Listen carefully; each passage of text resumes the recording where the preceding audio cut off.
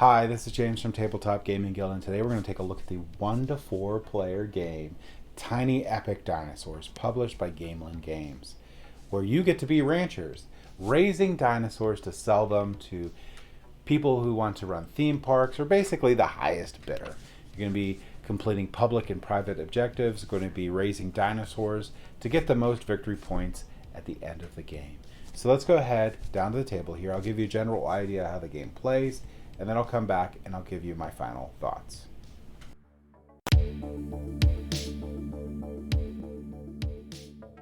So this is what a setup of Tiny Epic Dinosaurs might look like when you start it up. Now, when you're going to place out these mats right here, the only thing of note is you're going to pay attention to the player count, and that is going to be the side that you place out. Also, to start the game, you're going to put out public objectives equal to the number of players plus 1. And you're going to set out these research cards. You're going to set out 3 of them. Each player is also going to get a player mat. And they're going to get their little territory card. They will also get a supply token, a meat token, and a plant token to start out the game. They'll get 3 workers, or 3 ranchers, and their big ranch hand. And they'll put one of the ranch hand on the 4th spot, which they'll get once they get to the 4th round. This game goes over 6 rounds. At the end of the 6th round, the person with the most victory points wins. A couple different ways that you can score victory points throughout the game is going to be getting these public objectives, getting these science cards, if you research cards, if you keep them at the end of the game, you'll get the victory points down the bottom. And different dinosaurs are worth different victory points too. Also, at the start of the game, each player is going to get 2 private objectives. So you'll deal out 2 private objectives. They're going to take a look at them. You're going to pick one and put the other back, and just shuffle that back in. Now, Tiny Epic Dinosaurs is a worker placement game. And along with the game itself, you're going to be building this ranch out on the board. And the game is going to take over 7 different phases per round, and you're going to follow these out. So first one is going to do resource collection. For resource collection, you're simply going to look at your mat, and however uncovered resources you have, you're going to gain them. So at the start of the game, you're actually going to gain 5 plant, 3 meat, and 1 supply. Now, as of note, also at the start of the game, you're going to get a couple resources based on the player order too. The first player won't get any bonus resource. The second player will gain a plant. The third player will gain a meat, and if there's a 4th player, they'll gain a supply. So that's it for setup before the game, and that was the first phase, resource collection. Then you're going to assign ranchers, and this is going to be worker placement style. And you can go anywhere on the board. This place will give you new dinosaurs. This place will give you, lets you complete public objectives, gives you barriers, lets you get research cards. This place gets you resources, and this is another resource or research card area. Now, just quickly to go over each of these spots. This location here, you're going to gain the dinosaur shown, but then you also have to roll this die. And on this die, there's a couple different results you have. If you get the net result, you don't get a bonus dinosaur, or nothing really happens. If you get this one, you and your dinosaur become injured. So when you place your worker here, you'll gain your new dinosaur, and you'll go to the injured area. This actually leaves this place open for another worker to go here. Normally, if I would gain this dinosaur and I would be here, this area would not be available to other people. And then this dinosaur goes into your holding pen. Now, the last result you can get on here is this little egg. If you get the little egg, you actually get a bonus dinosaur of the same type. So I get 2 stegosauruses, and they would both go into my holding pen. Now, in this game, having a worker at a location actually doesn't completely block it. The red player can come in and play one more than the workers that are there. So I could play 2 workers for red and get that action. Also, the large worker here counts as 2 workers. So that's this place. This place right here, you'll just gain these dinosaurs. So same ideas here, except for you're not rolling this die, but you do have to pay resources to get it. So here I'd have to play a plant, here I'd have to play a supply, and here I'd have to play a meat if I wanted to take that.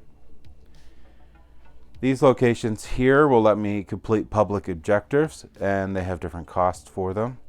This place is free. When you complete a public objective, they have to be in your ranch, and you just return that many dinosaurs.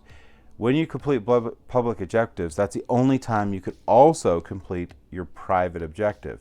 You can't complete a private objective without first completing a public objective, and that's very important throughout this game. Other locations here, these give you barriers.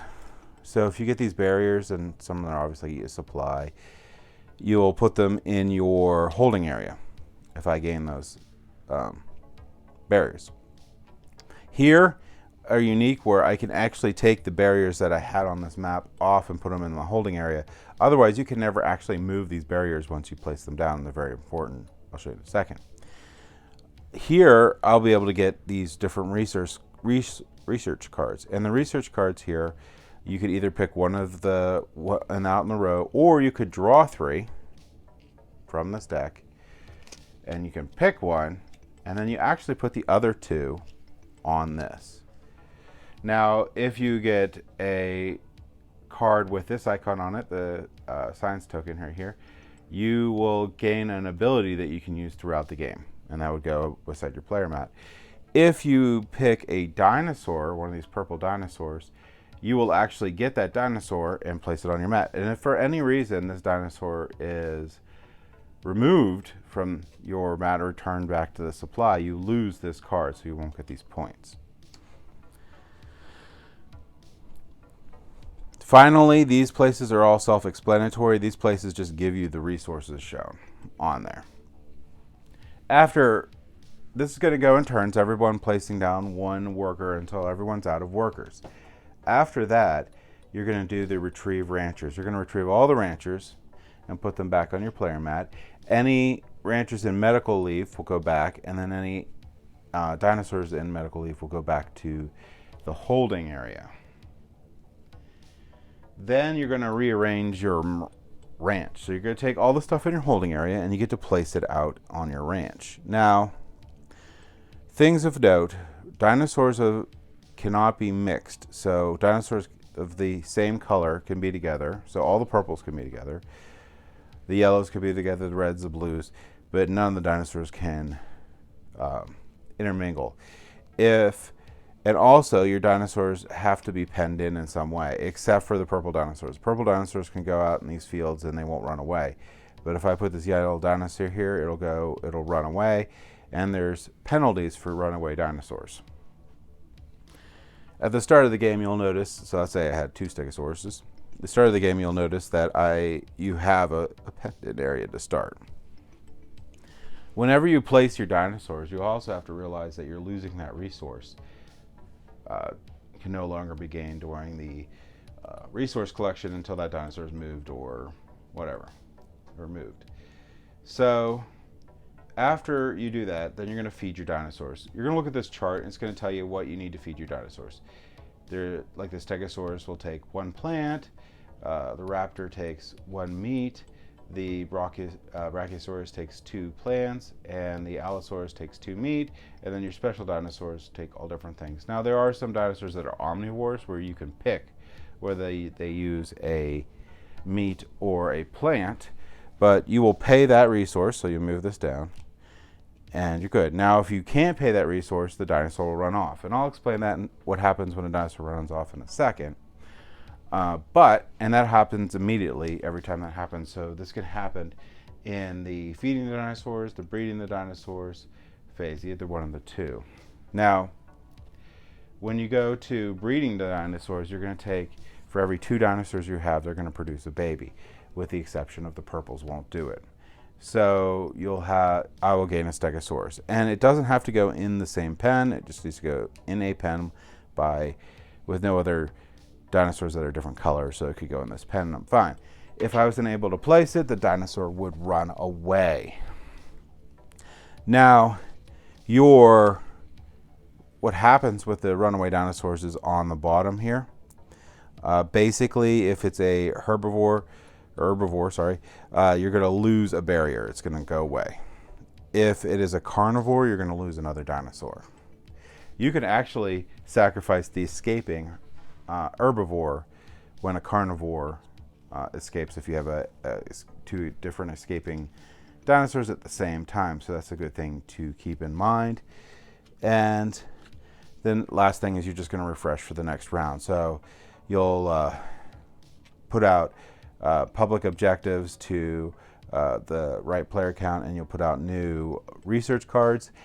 Now, when you're putting out the public objectives, if I gain a public objective, actually never gets replaced. This is the only time the public objectives get replaced in the refresh phase. And that's it. You're going to basically continue that on until 6 rounds. Again, on the 4th round, you're going to get your extra worker hand, so you'll be able to use that for your worker placement. You're going to spend the game getting more dinosaurs, trading them in for public objectives, trading them for private objectives, and you're going to total all this up, and the person with the highest score at the end wins. So that, in a nutshell, is how you're going to play Tiny Epic Dinosaurs. Let's go ahead back up to the table here, and I'll give you my final thoughts. So Tiny Epic Dinosaurs, when you open it up and you read the rulebook, it might look complicated, but it really isn't. It's a pretty easy to teach game, as you saw from my overview on there.